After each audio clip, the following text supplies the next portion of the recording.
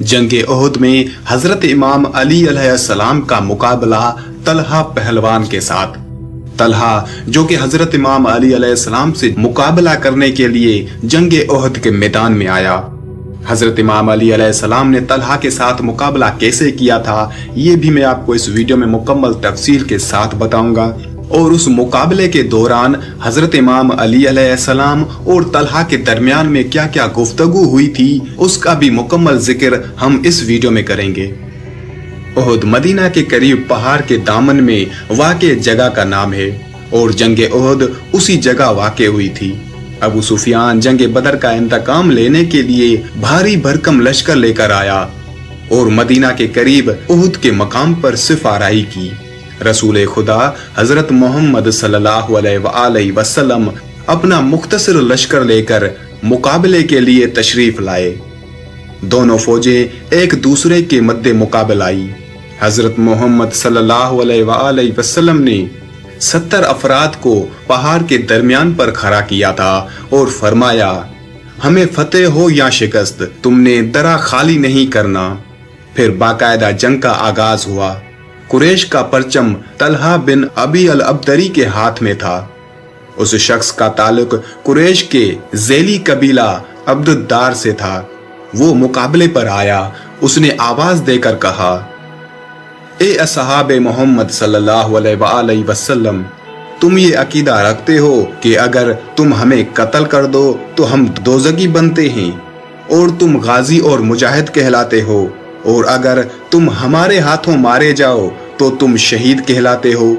अब जिसे गाजी या शहीद बनने का शौक हो तो वो मेरे मुकाबले पर आए।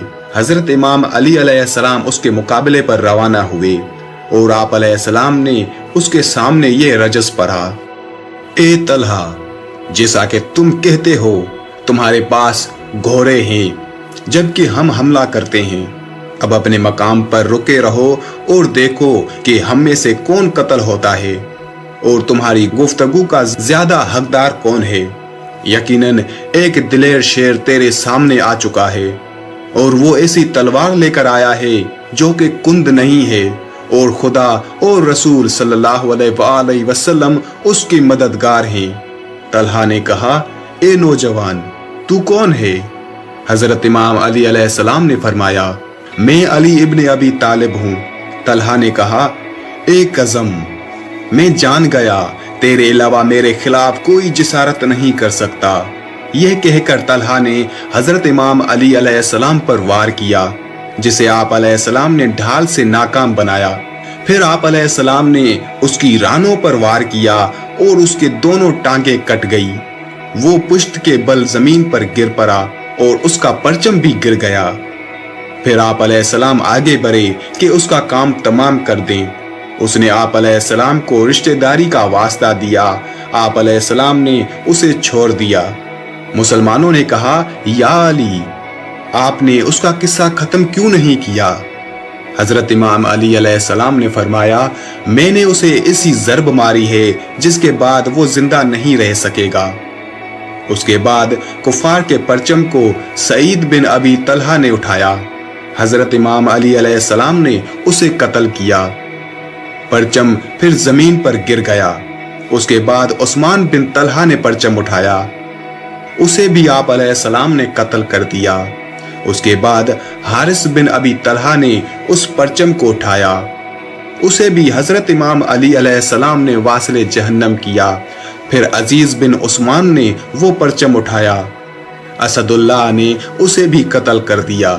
उसके बाद अब्दुल्ला बिन जमीला ज़ुहैर ने उस परचम को उठाया। उसे भी शेर खुदा ने कत्ल कर दिया और परचम जमीन पर गिर गया। फिर बनी अब्दुद्दार के 9वें शख्स अरतात बिन शर्जील ने परचम उठाया। उसे भी हजरत इमाम अली अलैहिस्सलाम ने कत्ल कर दिया। उसके बाद गुलाम सवाब ने परचम उठाया। हजरत इमाम अली अलैहिस्सलाम ने उसके सर पर वार किया और उसे कत्ल कर दिया। परचम जमीन पोस हुआ। उमरा बिनते अलकमा हारसिया ने परचम उठाया। जब मुशरिकीन के परचम बरदार यक के बाद दीगर कत्ल हुए तो उनके पांव उखड़ने लगे। और वो मैदान जंग छोड़कर भागने लगे। मुसलमान माले गनीमत पर टूट पड़े। दरा के निगहबानों की अक्सरत ने दरा छोड़ दिया। खालिद बिन वलीद ने दूर जाकर अपने लश्कर को असर नो मुंतजम किया और लंबा चक्कर काटकर दरा से दाखिल हुआ। वहां पर जो चंद निगहबान मौजूद थे उन्हें शहीद कर दिया और मुसलमानों के लश्कर पर पूरी कुव्वत से हमलावर हुआ। मुसलमान उस अचानक हमले का मुकाबला न कर सके। उस जंग में 70 मुसलमान सहाबा शहीद हुए और बाकी अफराद ने भागने में ही आफियत जानी। कुछ जानिसार मैदान में डटे रहे। उस जंग में हजरत इमाम अली अलैहिस्सलाम को बहुत ज्यादा जख्म आए। एक रिवायत के मुताबिक हजरत इमाम अली अलैहिस्सलाम को 90 जख्म लगे थे।